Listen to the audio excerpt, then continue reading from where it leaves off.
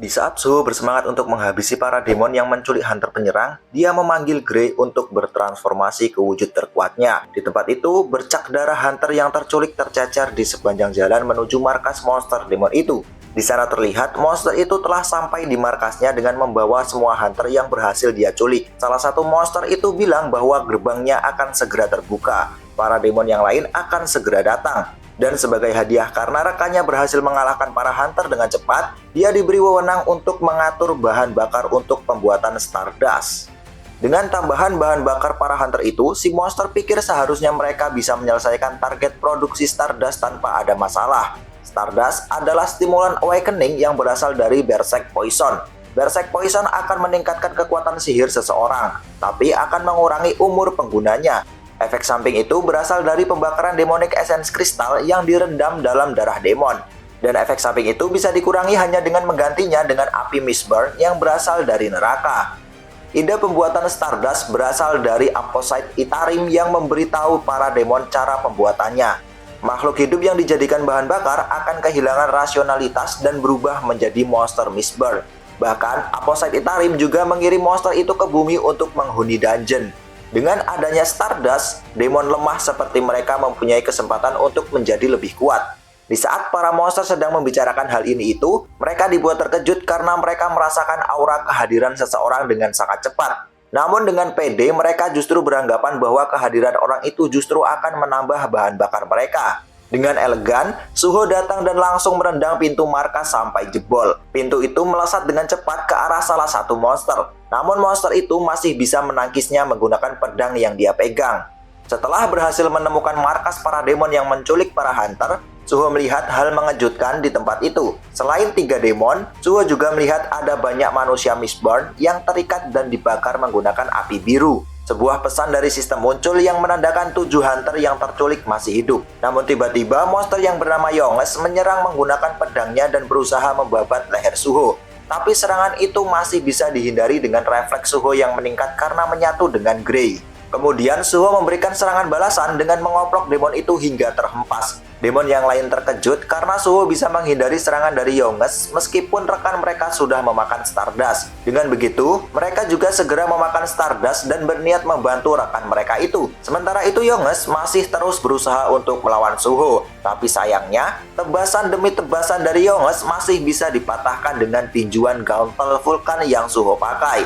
Lalu kemudian, kedua rekan Yonges hadir untuk membantu. Mereka langsung melancarkan serangan menggunakan tinjuannya. Suho berusaha menghindari serangan demi serangan yang dilancarkan oleh demon itu. Sampai-sampai Suho tidak menyadari saat ini seorang monster sudah ada di belakang Suho dan menyerang Suho menggunakan Chidorinya. Serangan itu berhasil membuat Suho sulit untuk bergerak. Di saat itulah Yonges bergerak dengan cepat untuk mencincang Suho. Tapi alhamdulillahnya Suho masih bisa menggerakkan mulutnya dan membangkitkan pasukan bayangan untuk menahan serangan yang dilancarkan oleh Yonges. Monster yang menyerang Suho menggunakan Chidori kaget karena Suho bisa membangkitkan monster bayangan. Di saat itulah Suho menarik jubah si monster dan melemparkannya jauh ke depan. Melihat kemampuan Suho, demon itu berbicara dengan rekannya. Rekannya itu pun mengkonfirmasi dugaan demon itu. Kekuatan Suho pernah mereka lihat pada hari di mana para demon dimusnahkan. Kekuatan itu sama persis seperti otoritas Shadow Monarch. Tapi itu masih jauh lebih lemah jika dibandingkan dengan Shadow Monarch. Kemudian, Yonges mencincang para pasukan bayangan goblin yang ada di hadapannya. Mengetahui pasukan bayangan yang Suho panggil dapat dengan mudah mereka habisi, para demon jadi lebih pede untuk menghadapi Suho. Sedangkan Suho-nya sendiri merasa bahwa monster itu lebih lemah dari Brockie jika dia melawan mereka satu persatu. Tapi, Suho merasa kesulitan karena mereka main keroyokan. Di saat itu, Suho berpikir jika dia terus membangkitkan para goblin, maka itu hanya akan membuang-buang mananya. Menyadari hal itu, Suho berencana untuk menggunakan kartu as yang dia simpan. Kemudian Suho teringat ketika Beru memakan jasad Brockie. Sesuai dengan instruksi Suho, Beru hanya memakan mayat Brockie hingga batas di mana Beru bisa membaca ingatannya dan meninggalkan sisa mayat itu apa adanya. Beru bilang bahwa prajurit bayangan akan menjadi lemah seiring waktu berlalu sejak kematian mereka. Jadi Beru bertanya apa alasan Suho menyimpan mayat Brockie. Suho bilang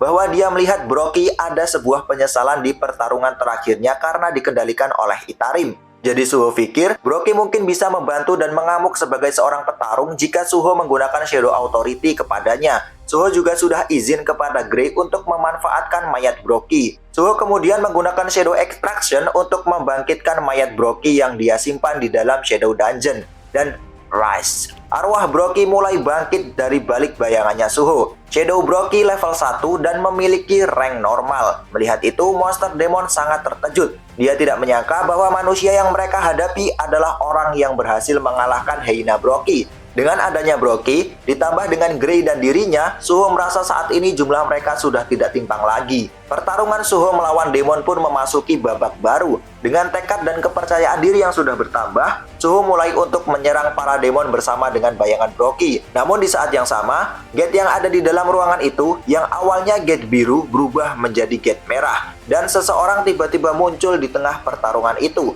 Orang itu ternyata adalah Ezil dari klan Radir. Ezil yang tiba-tiba disummon ke tempat itu merasa bingung. Dia curiga bahwa ini adalah ulah para demon yang ingin membunuhnya. Namun setelah membuka matanya, Ezil dibuat terkejut karena di hadapannya terpampang pasukan bayangan yang sedang bertarung. Di sana terlihat Suho sedang jual beli serangan dengan Yonges. Tebasan demi tebasan berhasil diredam dengan Gatling Gun. Namun Suho berhasil mengoplok Yonges dengan menjebretkan lututnya ke dagunya Yonges. Kemudian Suho berniat membunuh Yonges dengan koplokan finalnya. Namun tiba-tiba serangan Chidori mengarah pada Suho. Serangan itu berhasil membuat Suho mundur dan tidak jadi membunuh Yonges. Yonges pun berterima kasih kepada rekannya yang telah menyelamatkan nyawanya. Tapi Suho tampak kesal karena peluangnya digagalkan oleh penyihir yang ada di belakang Yonges. Saat itu Suho berpikir jika pertarungan ini berlarut-larut, maka dia akan kehabisan mana karena efek Grey Possession. Bahkan jika mananya habis, maka Brooke yang menjadi pasukan bayangan akan menghilang. Saat itu pun Brooke yang kekuatannya telah melemah dari wujud aslinya telah mencapai batas hanya karena menghentikan salah satu dari rekan mereka. Suho dibuat bingung dengan cara memisahkan mereka dan melawannya satu persatu. Saat itulah Ezil tiba-tiba hadir dan memasuki medan pertempuran. Ezil langsung bertanya pada Suho di mana keberadaan Sung Jinwoo. Suho pun terkejut dengan pertanyaan itu.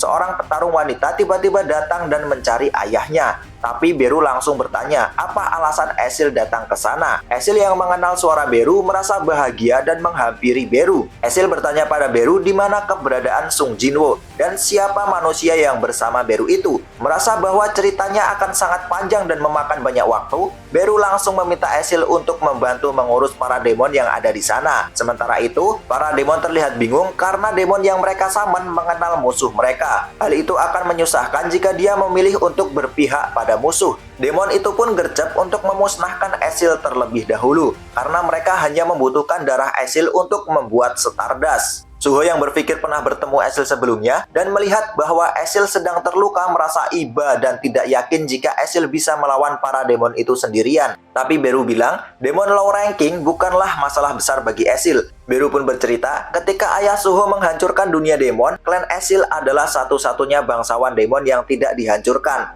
Ezil adalah putri klan Radir. Menurut sudut pandang manusia, kemampuannya setara dengan Hunter Rank S. Suho pun terkejut mendengarnya. Jika benar Ezil setara Hunter Rank S, maka dia akan melihat bagaimana seorang Hunter Rank S bertarung secara langsung. Namun hal yang mengejutkan terjadi. Satu serangan yang dilancarkan oleh Yonges berhasil menumbangkan Ezil. Suho dan Beru pun hanya bisa terdiam melihatnya. Saat itu Beru heran, kenapa Ezil jadi selemah ini? Bahkan jumlah mana yang terdeteksi jauh lebih rendah dari sebelumnya. Sambil menangis, Ezil bercerita bahwa telah terjadi sesuatu di Kastil Iblis. Sekitar setengah tahun yang lalu, sebagian besar demon di dunia demon melakukan pemberontakan. Klan Ezil berusaha bertarung untuk mempertahankan tahtanya. Namun pasukan klan Radir tidak bisa menangani pemberontakan itu. Ezil bisa selamat berkat pasukannya. Namun darahnya diambil saat dia melarikan diri. Hal itu membuat Ezil kehilangan kekuatannya. Lalu, Ezil berniat meminjam sebagian kekuatan Beru agar bisa melawan ketiga demon itu.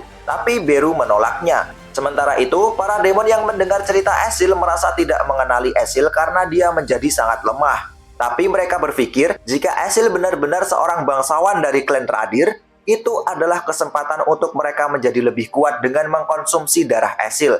Di tempat lain, Suho kembali dibuat bingung bagaimana cara memisahkan demon itu agar dirinya bisa buy one dengannya. Lalu Beru akhirnya menggunakan kemampuannya yang telah dia dapatkan lagi setelah memulihkan sebagian mananya. Beru menggunakan skill Harsh Orders kepada Ezreal. Skill itu dapat meningkatkan 50% stat yang dimiliki Ezreal. Setelah menerima buff itu, Ezreal langsung maju untuk menyerang demon yang ada di sana. Suho pikir hal itu membuat Ezreal terlihat menyedihkan. Namun tak masalah jika hal itu bisa mengubah pertarungan menjadi 1 lawan 1.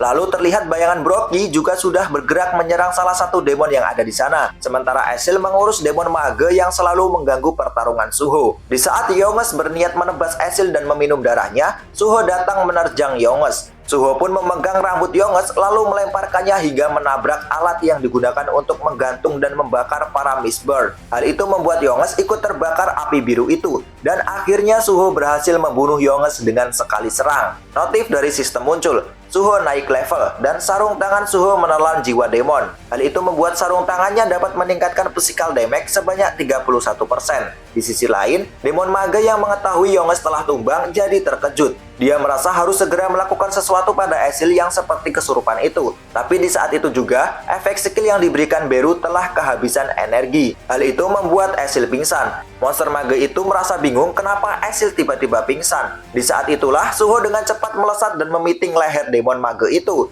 Dan satu lagi demon berhasil ditumbangkan. Saat ini tinggal tersisa satu demon yang berhasil menghempaskan bayangan Brockie. Merasa bahwa saat ini dirinya lah yang kalah jumlah, demon itu masih belum menyerah. Dia dengan cepat melesat untuk menghampiri Ezreal dan mengkonsumsi darahnya agar bertambah kuat. Namun Suho tentu saja tidak akan membiarkan hal itu terjadi. Dengan cepat, Suho langsung menginjak tangan si demon hingga hancur. Suho lalu memanggil Brockie. Lalu Brockie langsung memegangi demon itu dan melahap kepalanya hingga tewas. Notif dari sistem pun kembali muncul. Suho mendapatkan kenaikan level. Dan karena levelnya sudah mencapai 20, saat ini Suho bisa menggunakan item store. Ezreal yang sudah mulai sadar dari pingsannya tidak menyangka ada manusia selain tuannya yang bisa menggunakan Shadow Soldier. Di sisi lain, Beru menanggapi pertanyaan itu dengan bilang Ezreal tidak cukup setia. Jadi dia tidak mengenalinya. Ezreal lalu mencoba mengingat-ingat lagi tentang Suho. Dan akhirnya Ezreal teringat dengan sosok Young Monarch, anak dari Sung Jinwoo. Jangan lupa like, comment, dan subscribe.